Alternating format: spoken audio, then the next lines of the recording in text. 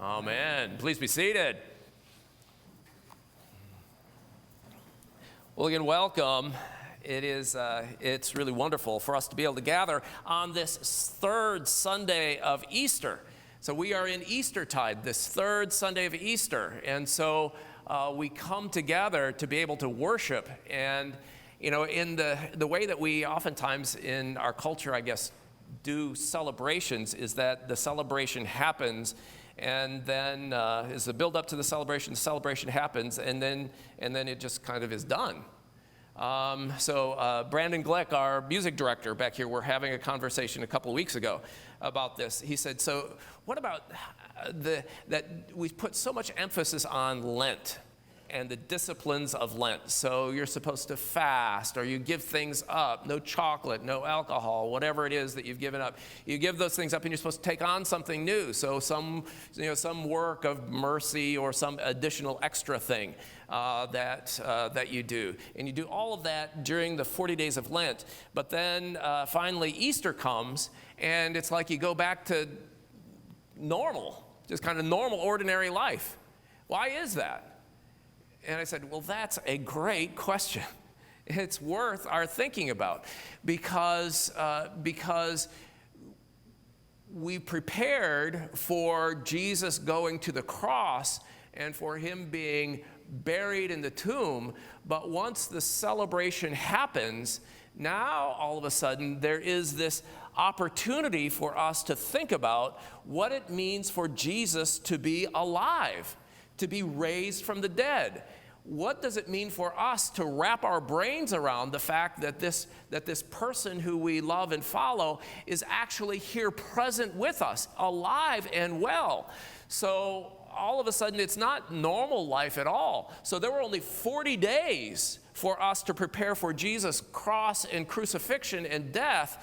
But now in the wisdom of the church, we've got 50 days for us to somehow be prepared and think through and to live into this new reality of what it means for Jesus to be alive, what it means for us to be resurrection people. So, if Jesus had stayed in the tomb, if he'd just been dead, then the forces of this world would have won. They would have vanquished their foes, and all of the things that represent the forces in the kingdom of this world. That it's the brightest, it's the strongest, it's the fastest, it's the smartest, it's the dog with the biggest teeth. Those are the ones that win in the kingdom of this world. But when Jesus rose from the dead, all of a sudden, it's not the kingdom of this world that wins. It is the kingdom of Jesus that wins. And so this new kingdom of his that he'd been teaching about and proclaiming the entire time of his ministry, all of a sudden, his teaching is vindicated. His values are our values. And so as we look at the Sermon on the Mount and at the teachings of Jesus, we know that as we emulate those, that we are living into this new resurrection life that we're called to. And we leave behind the kingdom of this world. No, and so as we think about this resurrection life, we go back to the teachings of Jesus and try to find out, so what is it that Jesus was teaching us that is in such stark contrast to the kingdom of this world? And so we come to the epistle lesson for today, which is about our being the children of God. I like Eugene Peterson's translation of this passage in 1 John. He says it this way. He says, "What marvelous love the Father has extended to us. Just look at it. We're called children of God. That's who we really are. But that's also why the world doesn't recognize us or take us seriously, because it has no idea who he is or what he's up to. But friends, that's exactly who we are, children of God. And that's only the beginning. Who knows how we'll end up? What we know is that when Christ is openly revealed, we'll see him. And in seeing him, become like him. All of us who look forward to his coming stay ready with the glistening purity of Jesus' life as a model for our own. So in the kingdom of this world, we're left to our own devices. We're kind of sitting ducks for whoever it is that's going to come and pick us off. But in the kingdom of God, we are children of God. We have a family, and we have a father, and we have in Jesus an elder brother who anchors us in this new kingdom of his. And so he brings to us in the epistle lesson, he calls us these children of God. And that phrase, children of God, in oftentimes Jesus referred to his disciples as children, my little children. In John's epistles, he's always talking about my little children. And it echoes back to this hallmark of this kingdom of Jesus, this resurrected Jesus. When you remember that children were trying to make their way to Jesus, and the disciples were stopping them. They said, "Stop! You can't take up the rabbi's time. No, leave him alone." And Jesus heard them, and he said, "No, stop that! Stop that! Let the little children come to me, because it's as these." That are representative of my kingdom. And then he said to his disciples, unless you change and become like one of them, you'll have no part in my kingdom. And he wasn't trying to be judgmental or harsh. He was just saying, my kingdom is populated by such as these children. And so if you want to be part of my kingdom, then you need to become like them. So Jesus isn't being somehow cute or clever in identifying, or romantic in identifying children. He's saying that children have certain qualities about them that we need to emulate in our own spiritual life in this new resurrected kingdom of his. And so we could spend a lot of time kind of rolling out characteristics and qualities of children for us, because we're talking about not childishness on the part of children, but we're talking about what it means to be childlike in his kingdom. But let me just identify several, and then you can over lunch today and other times you can think about what kinds of characteristics and qualities of children are they that Jesus is holding up for us as an example. So the first one, so children know, just by their nature, they know that they are secure because of a relationship. They're not secure in and of themselves because they know they're small and weak and inexperienced. They know that. They know that they're secure because of a relationship with someone who is bigger and stronger than they are and smarter. So I was at a department store, I think it was Target, and kind of pushing my cart through down the aisles, and I came around the corner of one aisle, and there was a little boy who was there. And he was just enamored. There was a toy section, and he was just enamored with all of these toys. And so he was thinking about them. He was touching with them. He could just imagine in his head all of the things that he was doing with these toys, and what a great world it would be if he could just take all of these toys and go home and play with them all. And so I was watching him, and then his mom was there, but she just kind of kept on going with her cart. And she came to the end of the aisle on the other side, and she turned the corner and went in a place out of eyesight. And so I stood there and probably came a little bit closer to where the little boy was. And so he stopped and he looked up and he saw me, kind of this strange man who's standing there, coming towards him. And then he looked over, and his mom wasn't there. She was nowhere to be seen.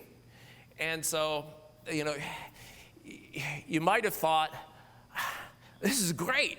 I'm here by myself with all of these toys, and maybe this guy will buy me toys, and we can sit here and we can play together with all of these new things. You might have thought that he would do that, but that's not what he did, and that's not what kids would normally do, right?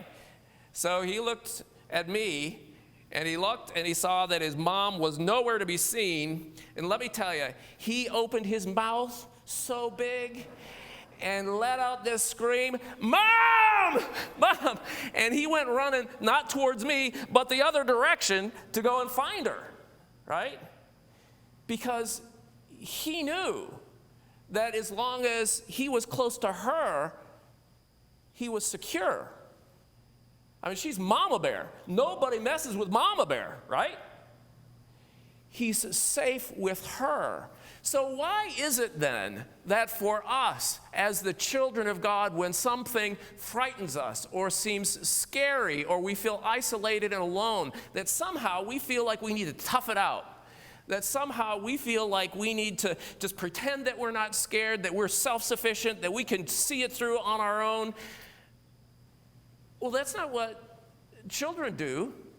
When they're scared or isolated or alone, they just open their mouth and they scream for their parent, and they go running where they know that they can find him or her.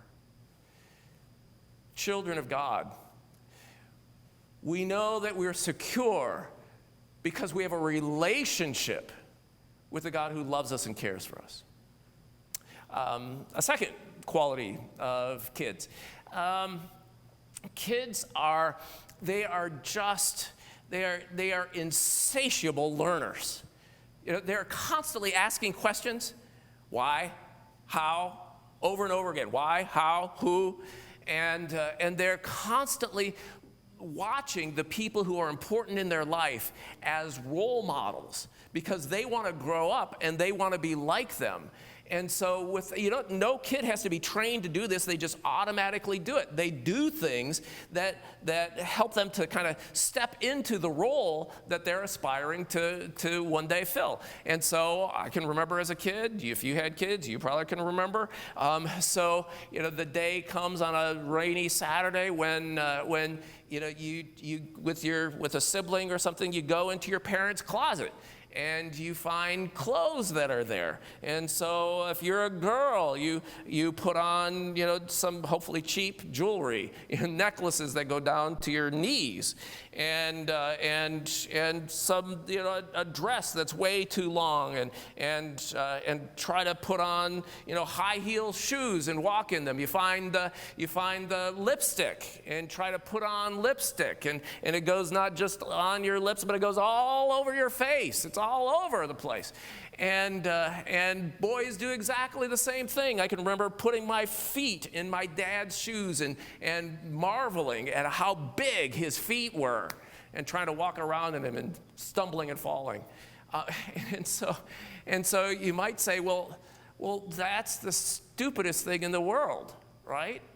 I mean, it's just crazy. It's clumsy. Why would anybody ever want to do that? They just make a mess, lipstick all over the place. They just make a mess. Well, so on the one hand, it is a mess. That's true.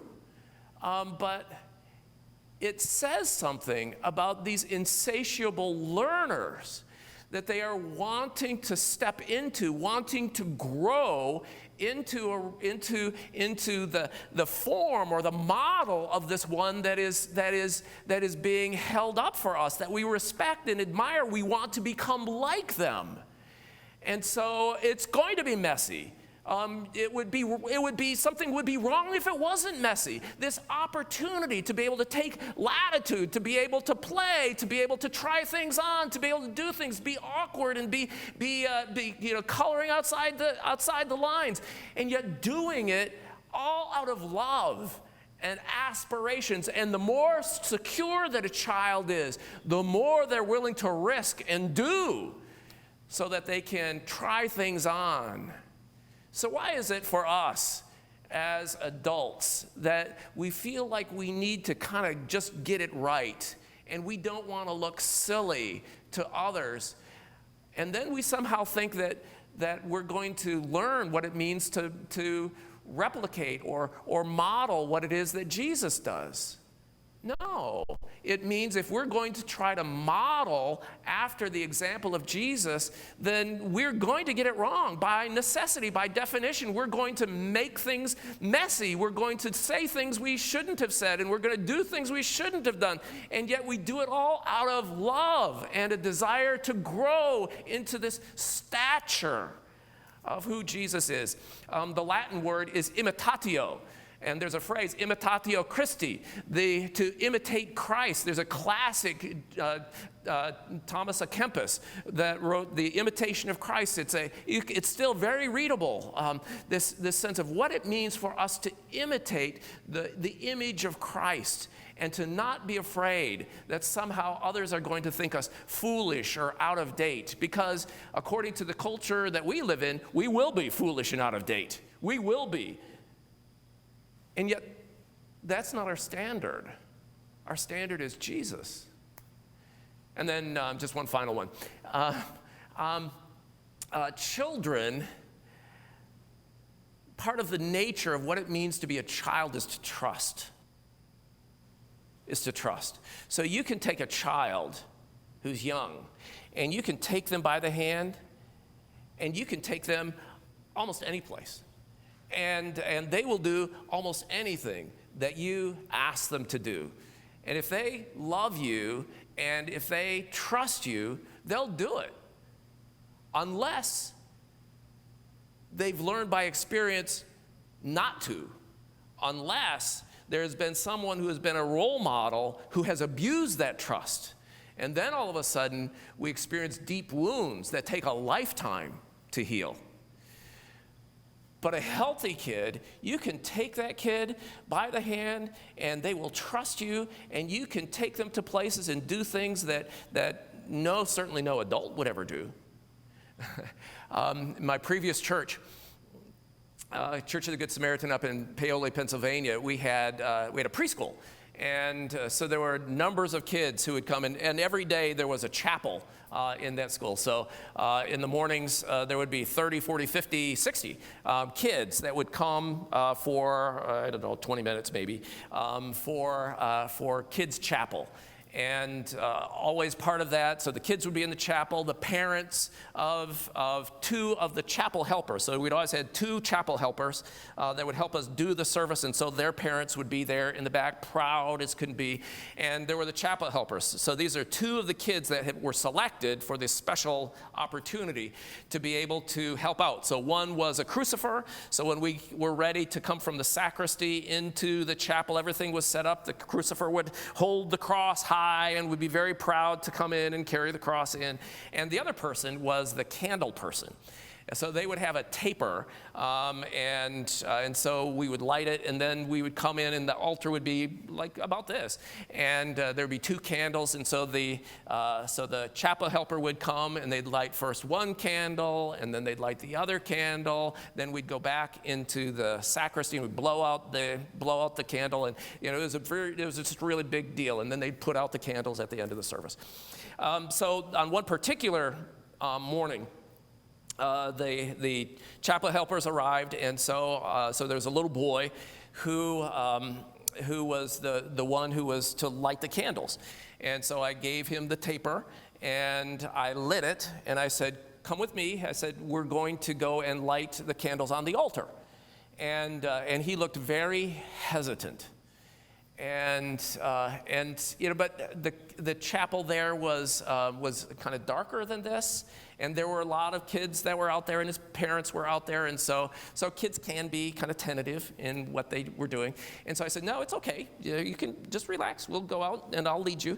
And so I led him out, and he came out, and he lit one of the candles, and he lit the other candle, and then I blew out the taper, and we went back to the sacristy, and he was clearly very relieved.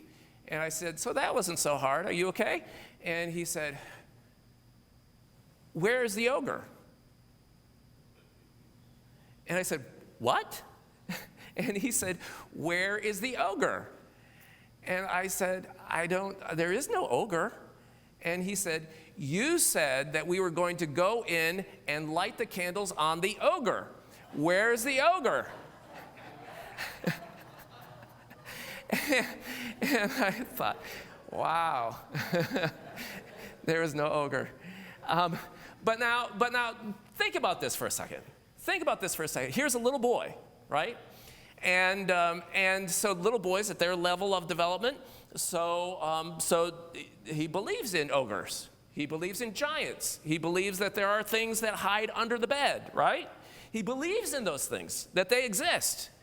And so now he was in the sacristy with me, and I told him, as far as he was concerned, I told him that there's an ogre in here, and that ogre has candles on it. And I want you to come with me, and you're going to light the candles on that ogre.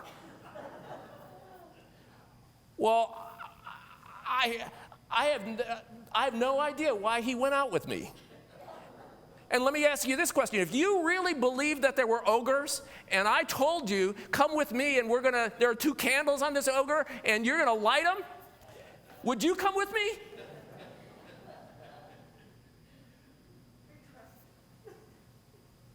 But he did.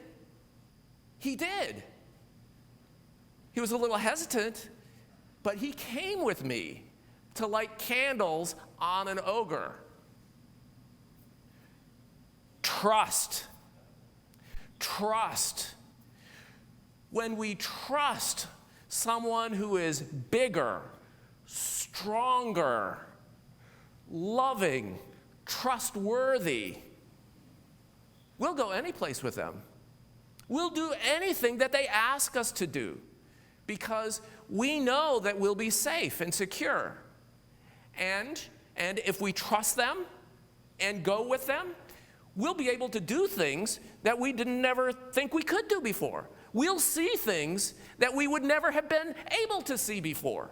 The world will be a far more fascinating place than it would have been otherwise if we just stayed in our little world. But through trust, all of a sudden the world is a much bigger, much more interesting place than it would have been otherwise. What do we miss out on when we hear the words of Jesus inviting us into this new kingdom, and then we just say, well, you know, he didn't really mean it that way, or it's really not practical in our day and time. God really doesn't work like that anymore. What do we miss out on? What beauty do we not see? What healing never happens? What relationships never are built because we've not been willing to trust, and so then therefore do not have the courage to be able to go places that we've never gone before?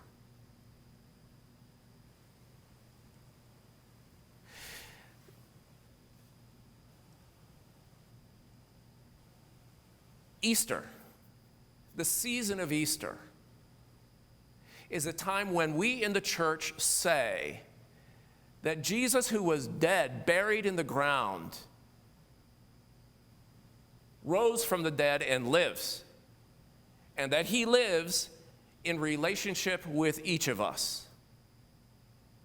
And he speaks with us, and he calls us, invites us to be in relationship with him, to take him by the hand, and to allow him to lead us into a deeper experience of this kingdom of his. Children of God,